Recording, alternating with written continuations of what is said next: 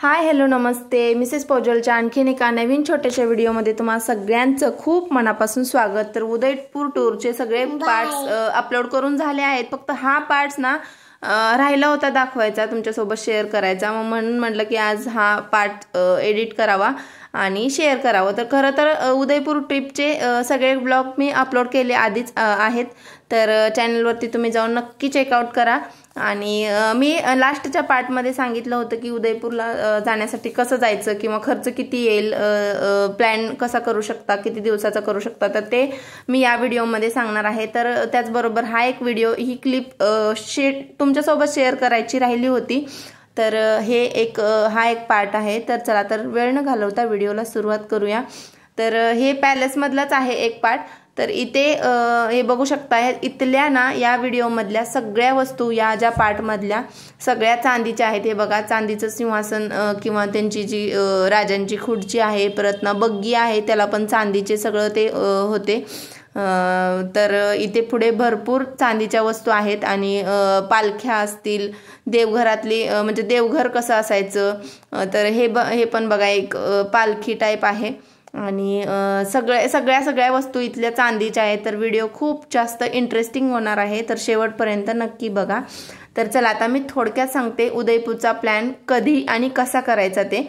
तर उदयपूरमध्ये बघण्यासारख्या आणि उदयपूरच्या आसपास देखील बघण्यासारख्या, फिरण्यासारख्या खूप काही गोष्टी आहेत। तर तुम्ही कमीत कमी 3 दिवसाचा प्लॅन आरामात करू शकता। उदयपूरला येण्यासाठी तुम्ही ट्रेन, फ्लाईट किंवा मग बसचं जर सोय असेल तर तुमच्या तिथून तुम्ही बसने पण येऊ शकता। शक्यतो मी सजेस्ट करेन की तुमच्याकडे बजेट असेल तर तुम्ही डायरेक्ट तुम्ही जिथे राहता तिथल्या जवळच्या शहरातून डायरेक्ट उदयपूर फ्लाईटने येऊ शकता, किंवा मग बजेट नसेल तर सगळ्यात सोपा आणि कमी खर्चातला ट्रॅव्हलिंग म्हणजे ट्रेननी प्रवास करू शकता। तर ट्रेनमध्ये पण तुम्हाला भरपूर ऑप्शन असतात आणि म्हणजे स्लीपर, AC वगैरे। तर तुम्ही तुमच्या बजेटनुसार तुम्ही तिकीट बुक करू शकता। शक्यतो तिकीट बुक करताना ना 1 महिनाभर आधी कमीत कमी करा, म्हणजे काय होईल, तुम्हाला स्वस्त भेटेल आणि सीट मिळून जातील, सगळ्यात महत्त्वाचं म्हणजे। तर आणि आता हा प्रश्न तुम्हाला पडला असेल की उदयपूरला कधी फिरायला जायचं, तर बेस्ट वेळ आहे उदयपूरला जायची ते म्हणजे विंटरमध्ये। विंटर म्हणजे जास्त मी सजेस्ट करेन की नोव्हेंबर डिसेंबरमध्ये ते जास्त थंडी असते, त्यामुळे मग तुम्ही जानेवारी, फेब्रुवारी, मार्च या 3 महिन्यामध्ये तुम्ही करू शकता, किंवा मग ऑक्टोबर, नोव्हेंबरचे या सुद्धा करू शकतात। कारण ऑक्टोबरमध्ये पाऊस पूर्ण बंद झालेला असतो आणि थंडी थोडी असते, म्हणजे सुरुवात होत असते। तर अशा सीझनमध्ये तर शक्यतो समरमध्ये तुम्ही फिरायला येण्याचा थोडंसं माझ्या हिशोबाने टाळाच, कारण गरमी खूप असते इकडे राजस्थानमध्ये, त्यामुळे तुम्हाला मग ते जास्त एक्सप्लोअर करता येणार नाही। थंडीच्या दिवसामध्ये तुम्ही आरामात फिरू शकता। आणि चला, तर मग आता खर्च किती येईल, तर आम्ही 1 दिवसासाठी गेलो होतो आणि आम्ही इथे जवळच अजमेरमध्ये राहतो, त्यामुळे आम्हाला टोटल 1 डे ट्रिपसाठी खर्च आला होता 5,000 रुपये।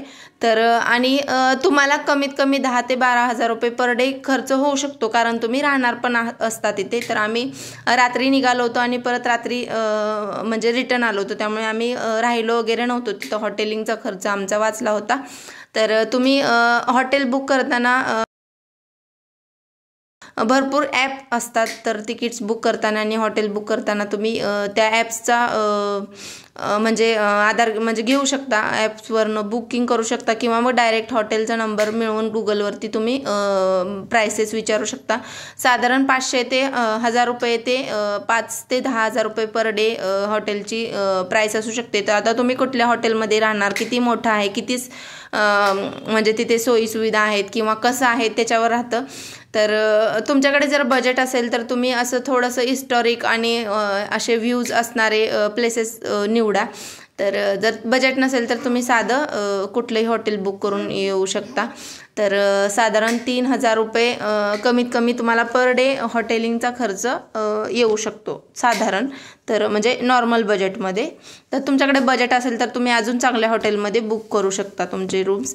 तर चला, आणि त्याच्यानंतर आता तिकीट्स, तर सिटी पॅलेसमध्ये जर फिरायचं असेल तर तुम्हाला 450 ते 650 रुपये प्राइस आहे पर पर्सन।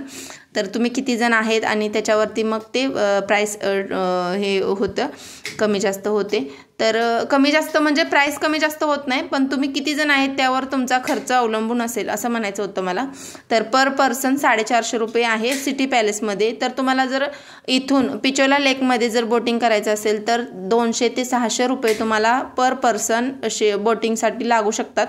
तर आम्ही गेलो होतो तेव्हा आम्हाला 200 रुपये सांगितले होते. मी एक व्हिडिओ बघितला होता, त्यामुळे त्यामध्ये त्या ताईंनी सांगितलं होतं आमचे 600 रुपये बोटिंगचे सांगितले होते. तर बोटिंगमध्ये 3च्या आधीपर्यंत जर तुम्ही बोटिंग करणार असाल तर तिथे 200 ते 250 रुपये चार्जेस आहेत. आणि 3 नंतर म्हणजे संध्याकाळी सनसेटच्या वेळेस जर तुम्ही बोटिंग करणार असाल संध्याकाळची वेळेस आणि जग पॅलेस जर तुम्ही बघायला जाणार असाल तर तुमचे 600 ते 650 रुपये तुम्हाला चार्जेस लागू शकतात. तर फतेसागर लेकमध्ये पण तुम्ही बोटिंग करू शकता. तर फतेसागर लेकमध्ये आम्हाला 180 रुपये चार्जेस सांगितलं होतं पर पर्सन. तर आम्हाला कन्सेशन पण मिळालं होतं, त्यामुळे मग आमचं कमी पैशात म्हणजे झालं आमचं बोटिंग. तर 180 ते 200 रुपये तुम्हाला पण म्हणजे आता तुम्ही कधी येताय त्या ह्याच्यावर राहते चार्जेस. आणि उदयपूरमध्ये ना फ्री असं फिरण्यासारखं काहीच नाही बरं का. तर खरं तर हे थोडंसं हे आहे की तिकीट खूप जास्त हाय आहेत सगळ्याच प्लेसेसवरती. तर सिटी पॅलेसवरती तर पर पर्सन 450 रुपये मी तुम्हाला आधीच सांगितलं. आणि तर सगळीकडेच चार्जेस भरपूर आहेत. तर तो कर्णीमाता टेम्पलमध्ये पण तुम्ही रोपने जाऊ शकता. रोपचे चार्जेस पण खूप जास्त हाय आहेत माझ्या अकॉर्डिंग. तर एवढे चार्जेस खरं तर नसायला पाहिजे होते. तर चला आता आहेत तर आहेत. तर तुम्हाला उदयपूरमध्ये फिरायचं आहे तर बजेट थोडंसं तुम्हाला हाय ठेवावंच लागेल.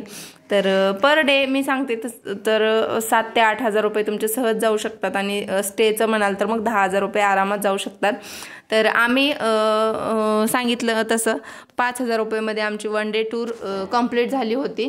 तर मी आता सांगते म्हणजे आमचे कुठे कुठे किती किती खर्च झाले ते. तर आम्ही फतेसागर लेकमध्ये बोटिंग केलं होतं, तिथे पण आम्हाला कन्सेशन मिळालं. म्हणजे फौजींना तिकीट घ्यायला लागलं नाही, फक्त आमचंच घेतलं. त्याच्यानंतर महाराणा प्रताप स्मारकच्या इथे पण आम्हाला कन्सेशन मिळून तिथे पण आमचे प्राईस कमी केले होते. आणि तिथे ऑटोचे एक्स्ट्रा 50% तुम्हाला 50 रुपीज द्यायलाच लागतात, ते सगळ्यांनाच आहे. तर त्याच्यानंतर लंच आम्ही सिटी पॅलेसमध्ये जे हॉटेल आहे तिथेच केला होता. आणि कर्णीमाता रोपवेमध्ये फक्त आम्हाला कन्सेशन मिळालं नाही, तिघांचं पण तिकीट घ्यायला लागलं. तर तिथे आम्हाला 360 रुपये पर पर्सन 110 रुपये होतं तिथं 2 वे. आणि तिकीट घेताना शक्यतो 2 वेचंच घ्यायचं म्हणजे वापस पण येता येईल तुम्हाला रोपने. तर चला. आणि सिटी पॅलेसमध्ये एंट्री 100 रुपये होती आणि सिटी पॅलेसची तर पर पर्सन 250 रुपये घेतले आमचे. स्पेशल कन्सेशन होतं तिथे पण. तर सिटी पॅलेसमध्ये शक्यतो कन्सेशन देत नाहीत बरं का. जर तुम्ही ताजचे एम्प्लॉई किंवा जर असे असेल तरच मिळतं सेंट्रल गव्हर्नमेंटचे, तरच फार तिथे खूप जास्त म्हणजे बोलायला लागतं. त्यामुळे मग आम्ही जास्त काय एवढं हे केलं नाही, त्यांनी जेवढं दिलं तेवढंच घेतलं आम्ही. चला तर आता हा ब्लॉग मी इथेच एंड करते आणि खऱ्या अर्थाने उदयपूर सिरीज इथे एंड करते. तर चला तर व्हिडिओ आवडला असेल प्लीज लाईक शेअर कमेंट आणि सबस्क्राईब करायला विसरू नका. Thanks for watching. Bye bye. Take care. पुन्हा भेटूया अशाच एका छानशा नवीन व्हिडिओमध्ये. तोपर्यंत सगळ्यांनी काळजी घ्या.